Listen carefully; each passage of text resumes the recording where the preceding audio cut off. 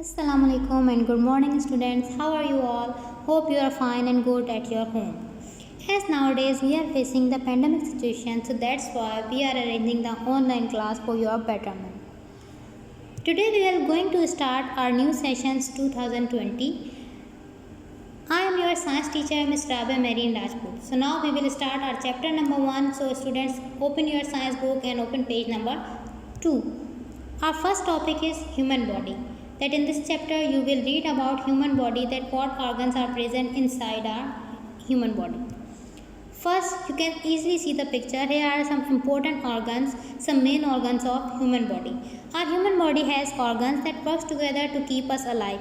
Human body में बहुत से organ हैं जो कि जब एक साथ work करते हैं तो human body को alive रखने में help करते हैं.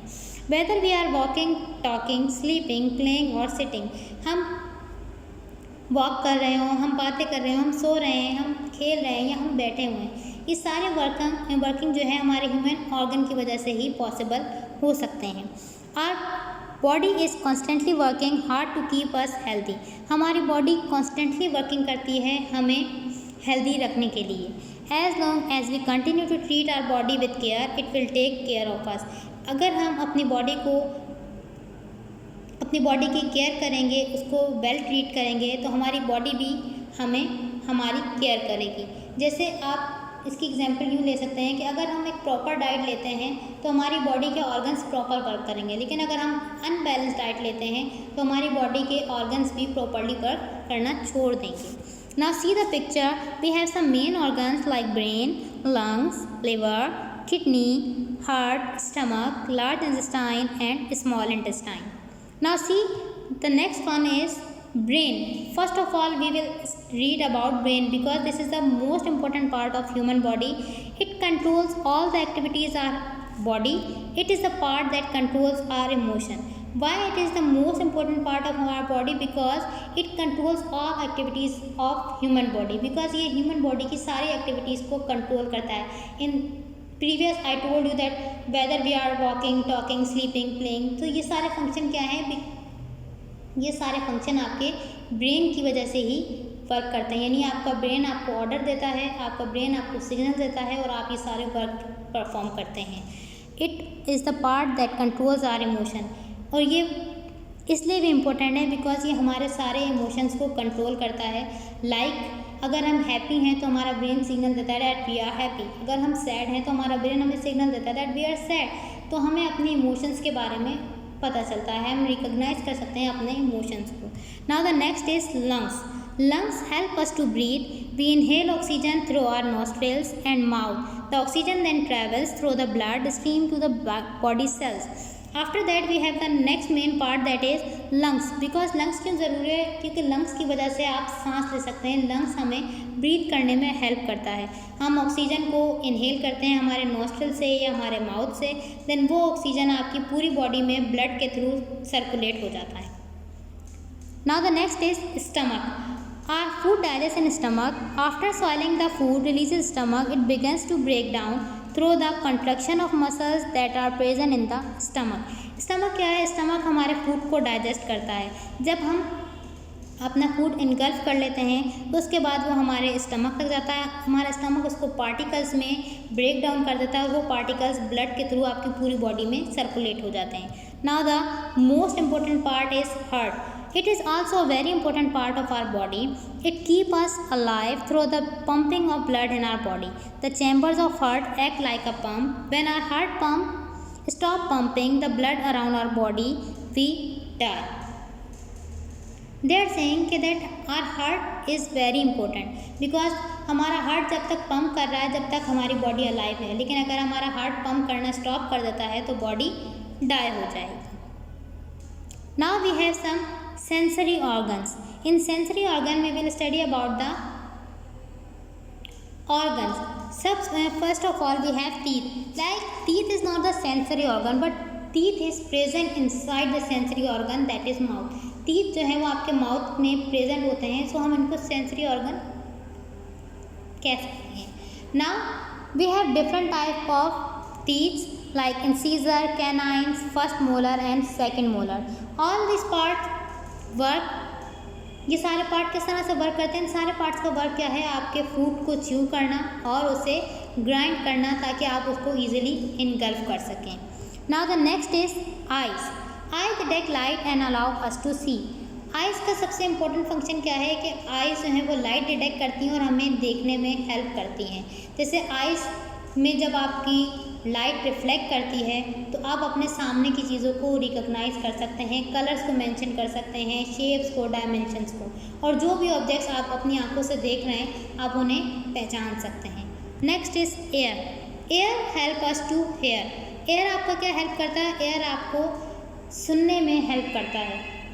Hearing conducted by the help of air and bone. Hearing जो है वो किस वजह से कंडक्ट हो रही है?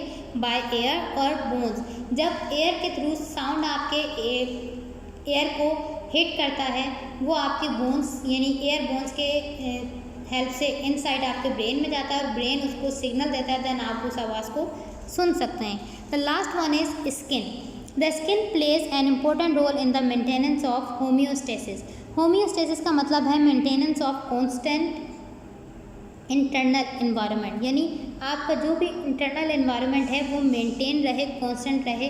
तो स्किन आपकी जब भी इंटरनल एनवायरनमेंट चेंज होता है तो आपकी स्किन उसको फील कर लेती है।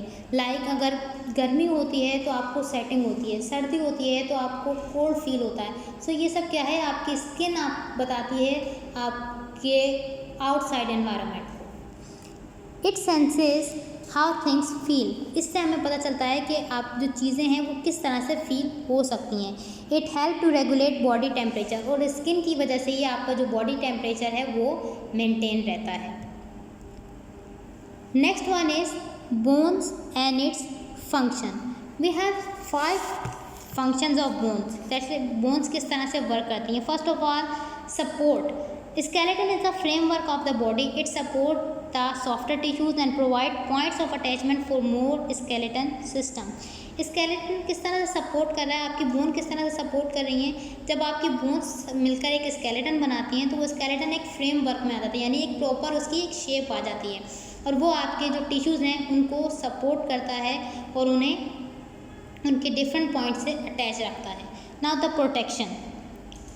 The skeleton provide mechanical protection for many bodies of internal organ. Protection का मतलब क्या है कि आपके जो बोन्स हैं वो आपके बॉडी ऑर्गन को, जैसे कि आपके लंग्स हैं, हार्ट है, ब्रेन है, किडनी है, ये सब क्या हैं आपके स्केलेटन के अंदर प्रोटेक्ट हुई हैं। अगर आपका स्केलेटन नहीं होता और स्केलेटन पे मसल्स नहीं होते तो आपके ये बॉडी ऑर्गन्स भी आपके बॉडी के इनसाइड नहीं होते। Now the third one is assisting in movement. Skeletal muscles are attached to bones. Therefore, when the associated muscles contract, they cause bone to move. As I already told you that muscles work in pair. Muscles जो हैं वो हमेशा pair में work करते हैं। तो जब skeletal muscles bone से अटैच होते हैं और जब बोन्स को हम यानी मसल्स को हम कॉन्ट्रैक्ट करते हैं तो हमारी बोन्स भी मूव होती हैं। Storage of minerals. Bone tissues store several minerals including calcium and phosphorus. हमारी बॉडी में बहुत सारे मिनरल्स हैं जो कि हमारी बॉडी में स्टोर्ड हैं, यानी जो हम अगर आउटसाइड से इनटेक करें उनके अलावा भी हमारी बॉडी के इनसाइड भी बहुत सारे मिनरल्स हैं, लाइक कैल्शियम है, फास्फोरस है। तो ये क्या है? ये सारे मिनरल्स आपके बोन जो है इनको स्टोर कर रही हैं। और bone releases mineral into the blood facilitating the balance of minerals in the body. और वो बोन जो है वो उन मिनरल्स को रिलीज़ करते हैं और उनको बैलेंस रखते हैं, यानी आपकी बॉडी में जितने मिनरल्स की नीड है उतने ही मिनरल्स रहें, ना इंक्रीज़ हों और ना ही डिक्रीज़ हों। Production of the blood cell. Bones have red bone marrow that produce new blood cell. Bone में रेड बोन मैरो होती है जो कि हमारी new red blood cells produce करती हैं। यू नो कि हमारे रेड ब्लड सेल्स कहाँ से आते हैं? वो आते हैं आपके बोन मैरो से।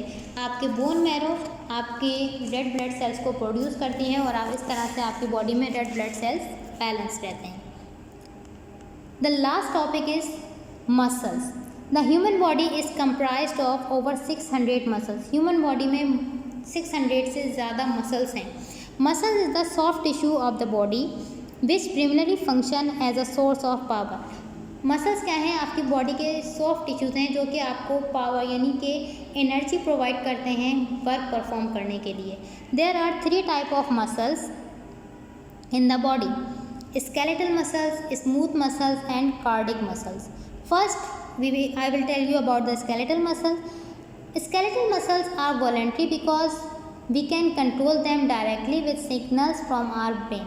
स्केलेटल मसल्स वो होते हैं जो वॉलेंट्री होते हैं। वॉलेंट्री का मतलब जिन्हें हम खुद कंट्रोल कर सकते हैं, जैसे कि आपके लेग्स हैं, आर्म्स हैं। जब तक आप चल के कहीं दूर नहीं जाएंगे तो जब तक आप ये आपका क्या है कि आपके कंट्रोल में, यानी आपकी लेग्स आपके कंट्रोल में है। आप चल रहे हैं अपनी मर्ज़ी से, आपकी लेग्स खुद से वर्क नहीं करेंगी। या आप अपने हाथों से अगर कोई वर्क कर रहे हैं, अपनी आर्म से कोई वर्क कर रहे हैं, तो जब तक आप खुद वर्क नहीं करेंगे आपके आर्म्स खुद से वर्क नहीं करेंगी। So these are called voluntary muscles. Now then smooth muscles. Smooth muscles are not in our control and work themselves. Smooth muscle जो हैं वो हमारे कंट्रोल में नहीं होते और इन्हें हम इनवॉलेंट्री मसल्स भी कहते हैं। और वो कौन से मसल्स हैं? Like your heart, lungs, kidney, brain, ये सब वो आपके ऑर्गन्स हैं जो कि खुद वर्क करते हैं। इन्हें आपके ऑर्डर की ज़रूरत नहीं होती, यानी इन्हें आपकी हेल्प की ज़रूरत नहीं है। ये अपनी जो वर्किंग है वो 24 आवर्स खुद परफॉर्म करते हैं। The last one is cardiac muscles. Cardiac muscles are special muscle that pump our heart and blood through our body. Cardiac muscles क्या हैं? जो कि स्पेशली रिलेट करते हैं आपके हार्ट से। आपका हार्ट जो है वो ब्लड पंप करता है, उस ब्लड को पूरी बॉडी में सर्कुलेट करता है। सी the picture, this is the muscles body, यानी कि आपकी पूरी बॉडी पे आप देखें कि इतने सारे मसल्स हैं। आपके मसल्स ने आपके स्केलेटन को कवर किया हुआ है। Now see this picture shows that muscles always work in pair. We have biceps, tricep. तो जब हमारे बाइसेप कॉन्ट्रैक्ट होते हैं तो ट्राइसेप रिलैक्स होते हैं, और जब ट्राइसेप रिलैक्स होते हैं तो बाइसेप कॉन्ट्रैक्ट होते हैं। Hope you can understand my lecture, and if you have any problem you can ask. Stay home, stay safe, stay productive, stay connected. Thank you. Bye.